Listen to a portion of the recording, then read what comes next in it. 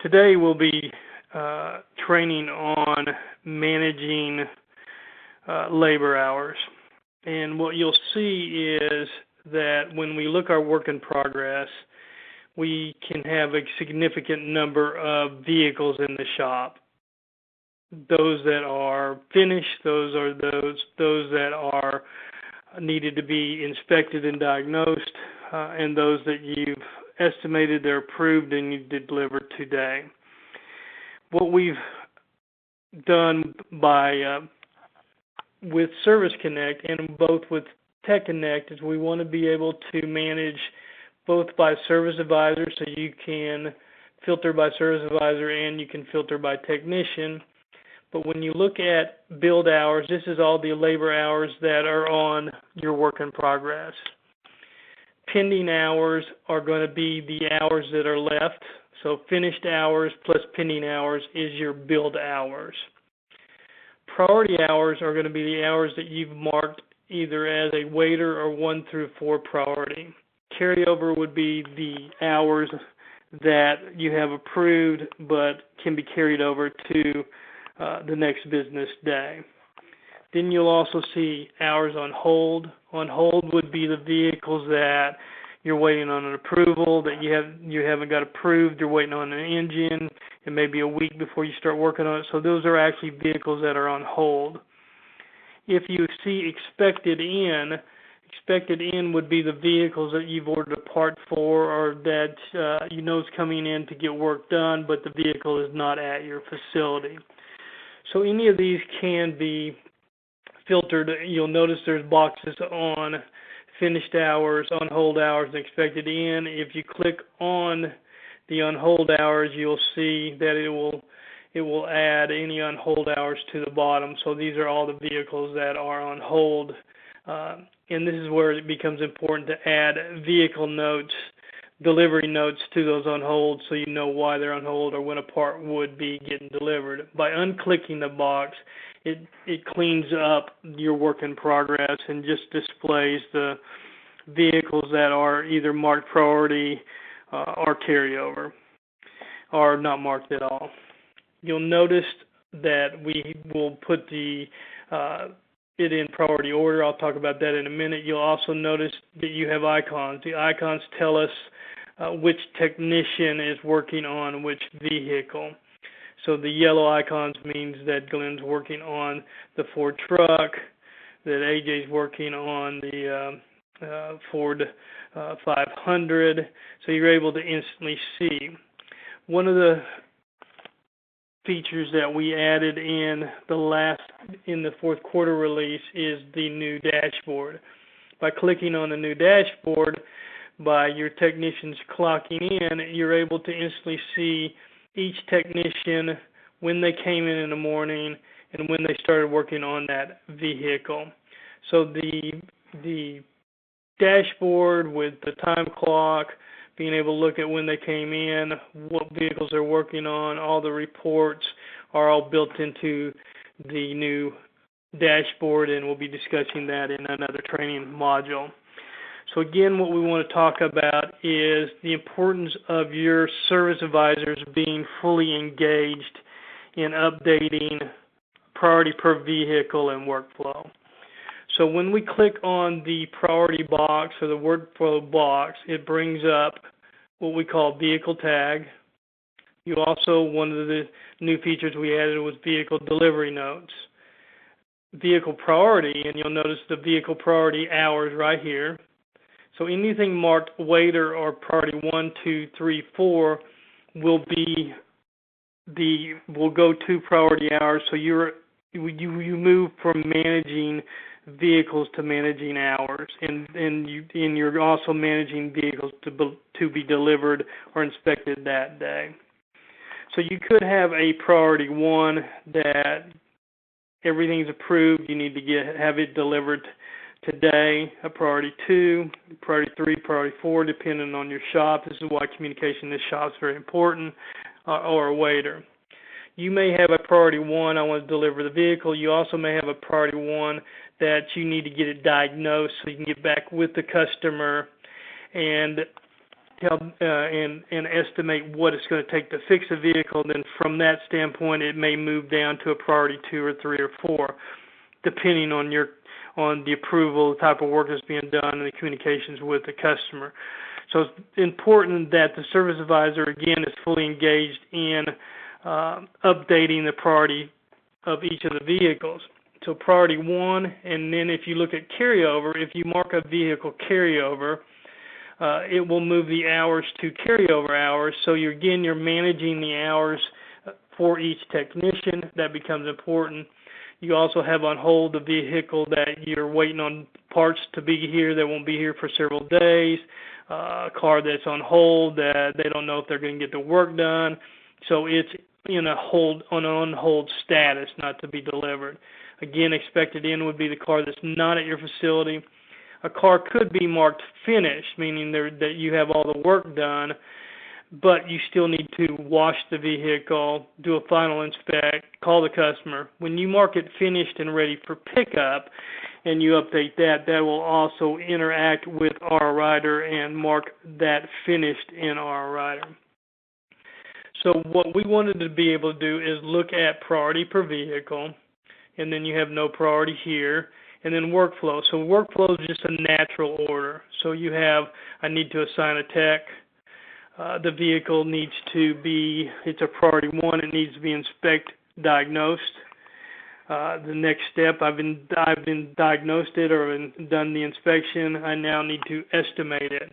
So it may be a priority 1 that needs to be an estimate. And then from once the estimate has gotten, and then once you call the customer, we move to wait for approval. Once the vehicle has been approved, then we either need to order parts or parts delivery. Work in progress green would mean that all the jobs are approved, all the parts are here, and everything's ready to go with that vehicle. So that's work in progress with the green. And then again, with the finish, we need to wash it. We need to do a final inspect, call the customer ready for pickup. If you're using vehicle tags, all the vehicle tag does is allow you to put something on the front screen. So we can either put the vehicle tag number, or we could put that it needs to be diagnosed, or when you need to have it delivered. Vehicle delivery notes would simply be a date and time stamp that parts will be.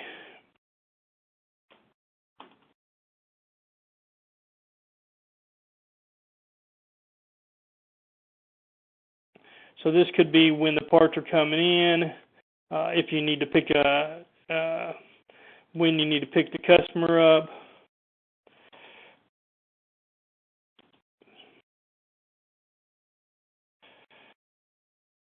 And anything that would have to do with delivering the vehicle. So this is not about vehicle notes or customer notes. This is about notes that pertain to delivering that vehicle. So certainly anything that's put on hold should have vehicle delivery notes put on it, so we understand why it was put on hold, or if it needs to be diagnosed, or anything that we need to update there. You just click on update, and what that will do is add this little note tab, so you know there's a note both in Service Connect and Tech Connect for looking at the vehicle delivery, and you can instantly see the notes, and you can see anything that was stated about that vehicle for vehicle delivery notes.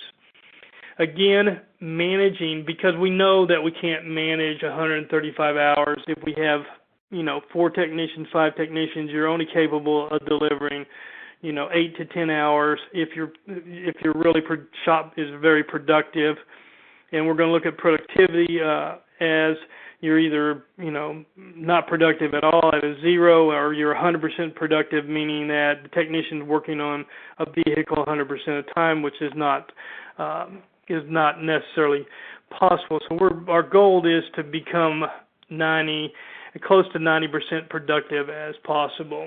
So this is where it gets important for your service advisors to, one, be managing what they need to estimate, and then also managing the technicians. So what we want to do is make sure that, in this case, We've got Marvin with 43 build hours. He's finished 22 hours. You can see what he has finished. You'll notice when it's finished that it'll blank out the technician's name. It will only show you the technician that's left on the vehicle. So we have some unsold work on this vehicle here. We can see that Marvin has 7.8 hours. We're starting the morning off, and it's very likely that we're going to be running out of hours for Marvin towards the end of the day. And what do we have in process for him tomorrow as far as carryover goes? So this is why it's important to be managing hours, especially when we're here Wednesday, Thursday. We're looking at hours. A lot of times you'll think your technicians are overbooked. What we see most common when we move to managing labor hours and managing hours per technician is technicians have more vehicle hours to work on cars than service advisors realize.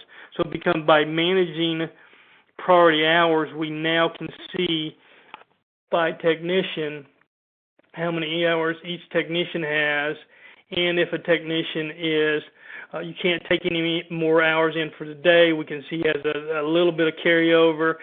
We'll look and see what he's got finished, what he's working on. So you're able to look at each technician and how many hours he has to deliver today, some of which and then you're instantly knowing what may get carried over for tomorrow that you need to inform the customer of. Now, one thing that we see real quickly by looking at this is we have now fully engaged in letting the technicians see when they walk in the morning and throughout the day which cars they need to be working on. So when we bring up Tech Connect, and let's say we're talking about Marvin, and Marvin's come in for the day and he's punched in and he's now working on his vehicle, Marvin knows exactly what he needs to look at first, what he's working on second, and he can see that he's finished number 3. And this is why it becomes important that we're always looking at and updating the workflow and the statuses. That way, as Marvin works through his day, and let's say he's working on this car, he's finished the check engine light, so he's simply going to mark it finished, and he's going to move into doing the oil change.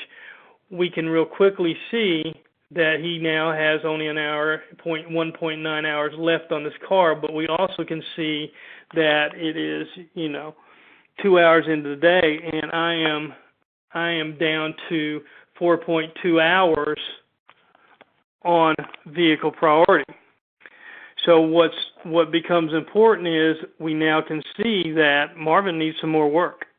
So as a service advisor, I need to be fully engaged in, and it may be you have a shop foreman that is dispatching work, but what we need to do is by managing priority hours, carryover hours, finished hours, one, we're able to see, the technician's able to see what he's got done today. So when he marks a job finished for today, what it does, it marks it finished. It updates the finish date to today's date and we can see these invoices aren't closed, but we can see that he's already billed out 6 hours for the day or finished 6 hours a day. Some of it may have been carryover. We can look at his overall efficiency. So there's a big difference between technician efficiency, his ability to complete jobs timely, versus the shop productivity.